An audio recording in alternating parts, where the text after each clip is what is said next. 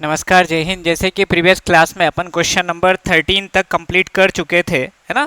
12 तक कंप्लीट किया था, तो क्वेश्चन नंबर 13 से अगेन कंटिन्यू कर रहे हैं।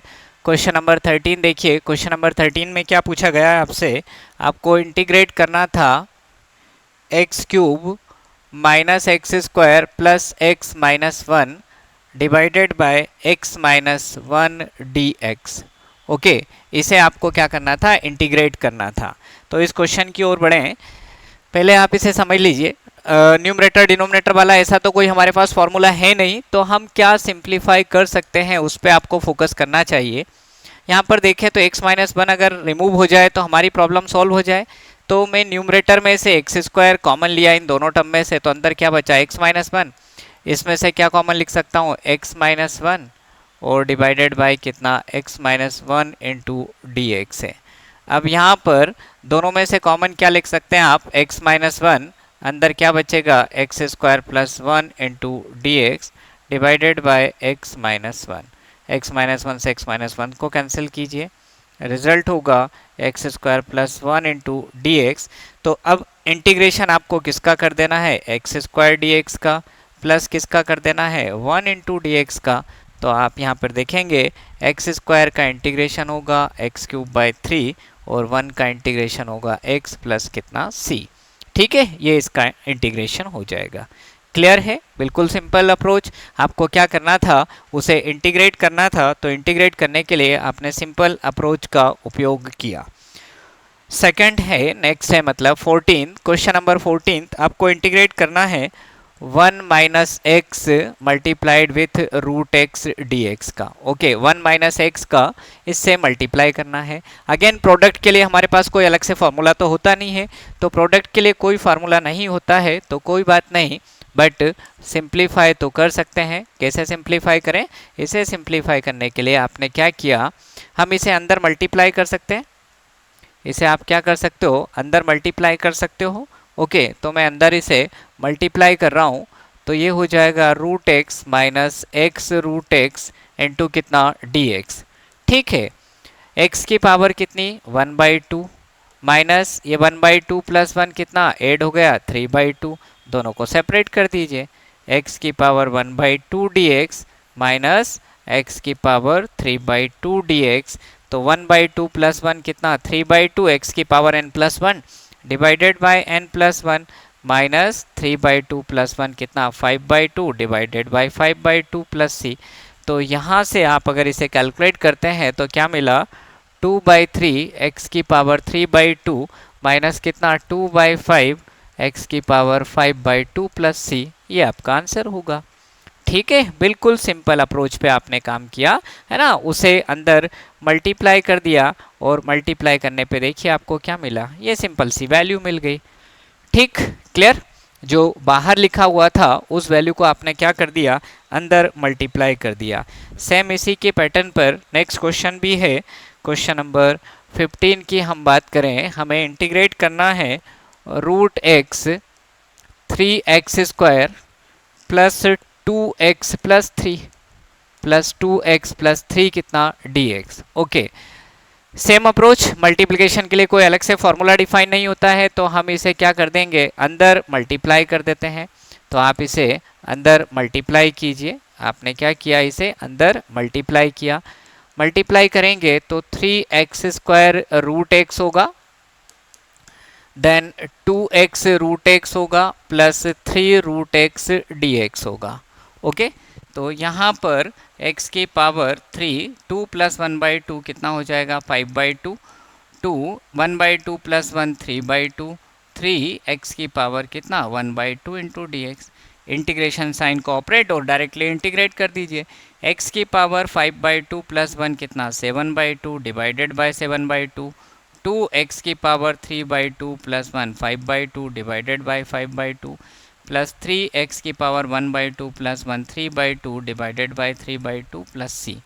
देन रिजल्ट क्या होगा, टू ऊपर जाएगा तो सिक्स बाय सेवन एक्स की power seven by two plus four upon five x की power five by two plus three से थ्री को कैंसिल कर देंगे, टू एक्स की power three by two plus सी।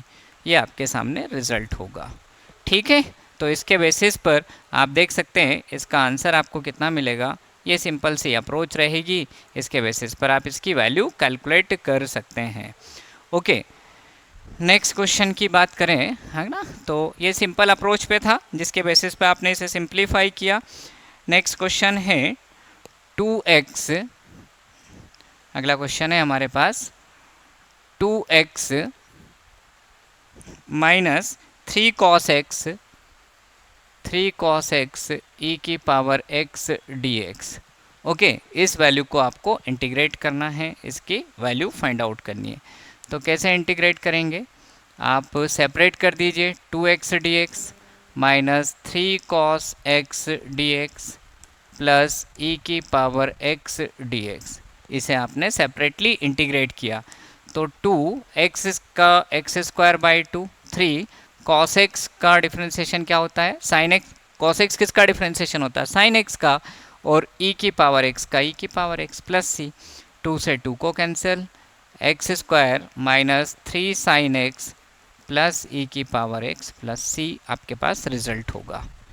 ठीक है, कोई दिक्कत क्या है यहाँ तक, है ना। आपने सिंपल अप्रोच पे काम किया। क्या किया, 2 है, x का इंटीग्रेट कर दिया, x को इंटीग्रेट करने पर आपको क्या वैल्यू मिली आप देख सकते हैं डायग्राम, है ना। इसके रिजल्ट में आप देख सकते हैं यहाँ से आपको इसकी वैल्यू मिल गई। ओके, नेक्स्ट क्वेश्चन की ओर बढ़ते हैं। अगला क्वेश्चन, बस आपका कॉन्सेप्ट क्लियर होना चाहिए, फिर उसके बाद कोई समस्या नहीं जाती है। 2x square minus 3 sin x plus 5 root x dx। Okay, same concept पे आप इसे भी इंटीग्रेट करेंगे, है ना। सेम कॉन्सेप्ट है, कॉन्सेप्ट कुछ भी चेंज नहीं है। इंटीग्रेशन का साइन है, ऑपरेट कीजिए 2x स्क्वायर dx पे, 3 sin x dx पर इंटीग्रेट कीजिए और 5 रूट x dx को इंटीग्रेट कीजिए। तो आपको क्या मिलेगा, 2x की पावर 3/3 माइनस 3 sin x किसका डिफ्रेंसिएशन होता है, माइनस cos x का, और x की power 1/2 plus 1 3/2 divided by 3/2 plus c। Then 2/3 x की power 3 minus minus plus 3 cos x 10/3 x की पावर 3/2 प्लस c। वैल्यू बदल जाएगी, क्या रिजल्ट होगा, this is the result for the integration of this question. ठीक, अगले question की ओर बढ़ते हैं। नेक्स्ट क्वेश्चन है आपके पास 18th, क्वेश्चन नंबर 18th में आपसे बोला गया है integration of sec x, bracket के अंदर है sec x plus 10x, value क्या है, sec x प्लस 10x है। ओके, तो आप क्या करेंगे, अगेन सेम कहानी, मल्टीप्लिकेशन के लिए हमारे पास कोई अलग से फॉर्मूला नहीं है, तो हम क्या कर सकते हैं, इसे अंदर मल्टीप्लाई कर सकते हैं, sec स्क्वायर x dx हो जाएगा, और ये हो जाएगा sec x into 10x dx होगा। sec स्क्वायर x किसका डिफ्रेंसिएशन है, 10x का, sec x 10x किसका डिफ्रेंसिएशन है, sec x का। तो आंसर क्या, 10x plus sec x plus c, क्या रिजल्ट होगा आपके पास, 10x plus sec x plus c आपके पास यहाँ इसका राइट आंसर होगा। ओके, देन 19 की ओर बढ़े। कुछ 19 में आपसे पूछा गया है, क्वेश्चन नंबर 19 की अगर मैं बात करूं, sec square x divided by cosec square x, sec square x divided by cosec square x dx given था, इसको आपको इंटीग्रेट करना था। ठीक है, तो इसको इंटीग्रेट करने के लिए डायरेक्ट कोई फॉर्मूला नज़र आ रहा है क्या, नहीं, तो क्या करें, कन्वर्ट करें। इसको नीचे लेके आऊँ तो 1/cos स्क्वायर x लिख दूँ, इसको ऊपर लेके जाऊँ तो sin स्क्वायर x लिख सकता हूँ, इंटू dx हो गया। देखें आप क्या बन गया, sin/cos क्या होता है, 10, तो 10 स्क्वायर x dx। अब 10 स्क्वायर x का तो हम जानते नहीं, लेकिन 10 स्क्वायर x को आप क्या लिख सकते हैं, sec स्क्वायर x माइनस 1 लिख सकते हैं। किस इस आइडेंटिटी से आप क्या जानते हैं, बोले 1 प्लस 10 स्क्वायर एक्स किसके बराबर होता है, sec स्क्वायर एक्स के बराबर होता है। तो 10 स्क्वायर एक्स को sec स्क्वायर एक्स माइनस 1 लिख दिया, सेपरेटली आपने इंटीग्रेट किया dx माइनस 1 इंटू dx। तो यहाँ पर sec स्क्वायर एक्स का इंटीग्रेशन क्या होगा, 10x होगा माइनस एक्स प्लस कितना c। ठीक है, ये इसका रिजल्ट होगा। ओके, ये आपके सामने इसका रिजल्ट होगा।